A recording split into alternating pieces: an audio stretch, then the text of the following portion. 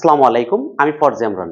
এই ভিডিওতে আমি তোমাদেরকে শেখাবো গণিত বইয়ের অধ্যায় 4 এর অনেক গুরুত্বপূর্ণ কিছু এমসিকিউ, যে এমসিকিউ গুলো পারলে তোমাদের এই অধ্যায়ে আর কোনো সমস্যা হবে না। মানে তোমরা প্রায় সব কয়টা এমসিকিউ তোমরা পারবা। ঠিক আছে? এর পূর্বে আমি একটা ভিডিও অলরেডি আপলোড করছি এই অধ্যায়ের। তো সেটা টাইপ ভিত্তিক হচ্ছে গিয়ে ছিল, সেটার মধ্যে ছিল যে সেটা পার্ট 1 ছিল। আর এটা হচ্ছে পার্ট 2। তো এই ভিডিওর পরে আর এই অধ্যায় থেকে তোমাদের আর কোনো সমস্যা হবে না। ঠিক আছে? তোমরা আমার পূর্বের ভিডিও লিংকটা আমি এই ভিডিওর ডেসক্রিপশন বক্সে দিয়ে রাখবো, তোমরা সেই ভিডিওটা দেখে নিও। ঠিক আছে? তো চলো দেখে নিই যেখানে কি আছে। আমি মাত্র আর দুইটা প্রশ্ন এখানে যুক্ত করছি। এই দুইটা প্রশ্ন যদি তোমরা পারো তাহলে তোমরা প্রায় সব কয়টা পারবা। ঠিক আছে?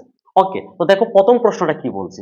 বলছে যে একটা হাইড্রোজেন পরমাণুর ব্যাসার্ধ হচ্ছে 0.0000037 সেন্টিমিটার। সংখ্যাটির প্রথমে বলছে আদর্শ রূপ, এখানে একটা দেওয়া আছে 3.7 × 10⁻৯। হ্যাঁ, তারপরে বলছে সাধারণ লগের পূর্ণক তো হচ্ছে বার 9 আর সাধারণ লগের অংশ 0.5682। ঠিক আছে? এইটা ছিল প্রশ্নটা। এখন এই যেখানে বলছে আদর্শ রূপ, এটাকে বলতে পারে আদর্শ রূপ অথবা বৈজ্ঞানিক রূপ। ঠিক আছে? কত? তো এটার আদর্শ রূপ তুমি কিভাবে বের করবে এবং পূর্ণক কিভাবে বের করবে? হ্যাঁ, একসাথে তুমি দুইটা কাজ করতে পারবে। যদি কোনো সংখ্যা শুরু হয় কি দিয়ে? জিরো দিয়ে। কি দিয়ে শুরু হয়? জিরো দিয়ে শুরু হয়। তো মনে রাখবা এর যে ইয়াটা পূর্ণকটা সেটা হইব কি? ঋণাত্মক হইব। কত হইব?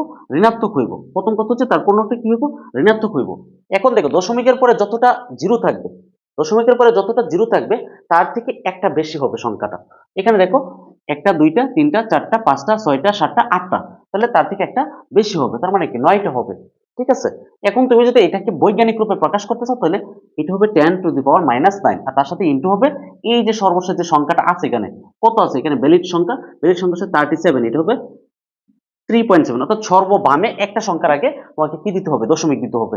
আর তুমি সরাসরি এটা এভাবে লিখবা। যেহেতু এমসিকিউ আমি এখানে বিস্তারিত আলোচনা করতেছি না, যদি এই টাইপের থাকে তুমি এটা দ্রুতই করতে পারবো।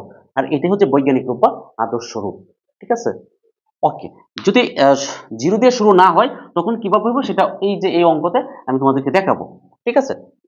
ওকে, তো তারপর হচ্ছে পূর্ণক কত? তুমি যদি বৈজ্ঞানিক আকারে প্রকাশ করতে পারো, আর এই যে এখানে যে পাওয়ারটা আছে এই পাওয়ারটা হচ্ছে পূর্ণক এবং এটা ঋণাত্মক এবং এটাকে বার দিয়ে দিবা। ঠিক আছে? তো বার 9 এটা তুমি এভাবে লিখতে পারো। যদি সরাসরি বলে যে সাধারণ লগের পূর্ণক কত, এটা নাই, তখন তুমি কি করবে? দেখো দশমিক যদি জিরো দিয়ে শুরু হয় তাহলে এটা হবে কি? মাইনাস। দশমিকের পরে জয়টা জিরো আছে তার থেকে একটা বেশি হবে তার পূর্ণক। ঠিক আছে? তার মানে আমাদের প্রথমটা ঠিক আছে, তার মানে প্রথমটা সঠিক। দ্বিতীয়টা কি বলছে? লগের পূর্ণক কত? -9 মানে বার 9, এটাও ঠিক আছে। এখন আমরা দেখব এটা ঠিক আছে কিনা। লগের সাধারণ লগের অংশক কত? দেখো পূর্ণক অংশক বের করার আরো একটা অপশন আমাদের হাতে আছে, সেটা হচ্ছে ক্যালকুলেটরের সাহায্যে। তুমি fx যে 100, হ্যাঁ, fx 100 যে ক্যালকুলেটরটা আছে সেই ক্যালকুলেটরের সাহায্যে তোমরা এটা করতে পারবো। দেখো প্রথমে তোমরা লগ উঠাইবা, ওটা এই সংখ্যাটা উঠাইবা ব্র্যাকেট দিয়ে। এই যে দেখো ব্র্যাকেট, তারপরে ইকুয়ালে চাপ দিলে দেখো কত আসছে? -8.4317 ঠিক আছে? এবং মাইনাস আসছে। মাইনাস আসলে মনে রাখবা, মাইনাস যদি আসে এই দশমিকের আগের অংশটা কিন্তু তোমার কি? পূর্ণ। কিন্তু ঋণাত্মক হইলে তার থেকে আরো আরো একটা কি হইব? কি এখানে হচ্ছে গিয়ে -8 হইলে এটা -9, মানে আরো এভাবে কি হইব? মাইনাসের হইব, বাড়বো।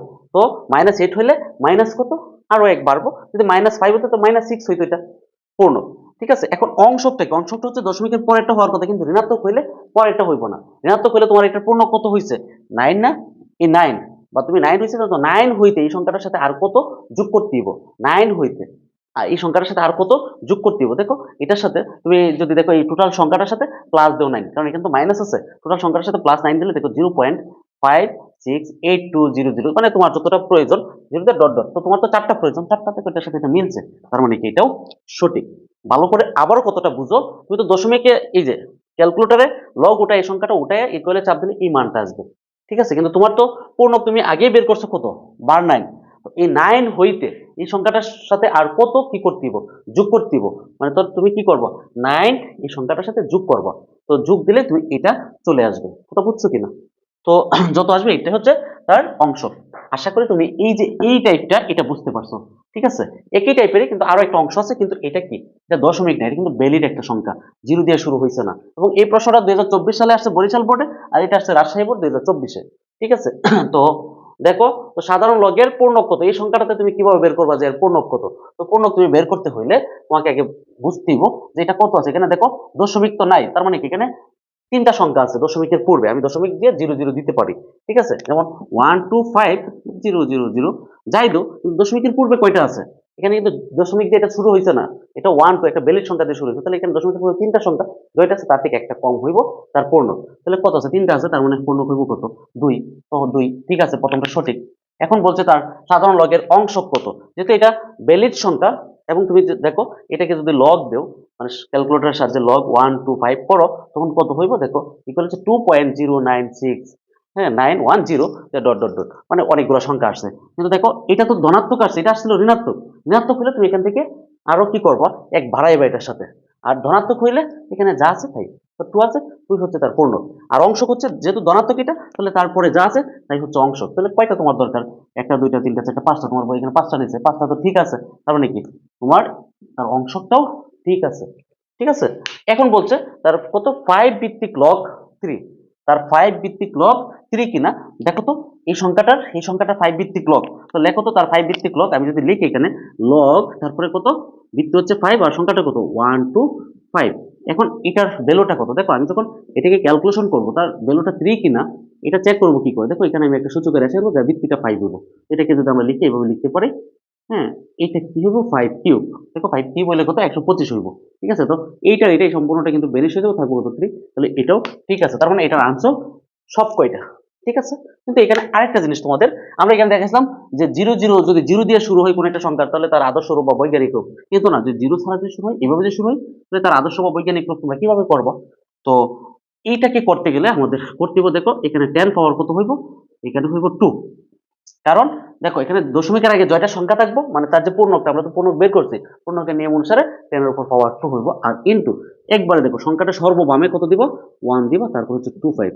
আমি এইভাবে কেন করছি, এটা হচ্ছে এমসিকিউ, এই জন্য আমি এভাবে শর্টকাট করছি। তুমি যদি এটাকে লিখিত আসে তো লিখিত আকারে আর একটু বিস্তারিত করতে হবে। ঠিক আছে, তো তুমি এটাকে বৈজ্ঞানিক রূপ বা আদর্শ রূপ। ঠিক আছে, আশা করি তোমরা এই ভিডিওর এই যে গুরুত্বপূর্ণ আলোচনাটা আছে, সম্পূর্ণ আলোচনাটা বুঝতে পারছো।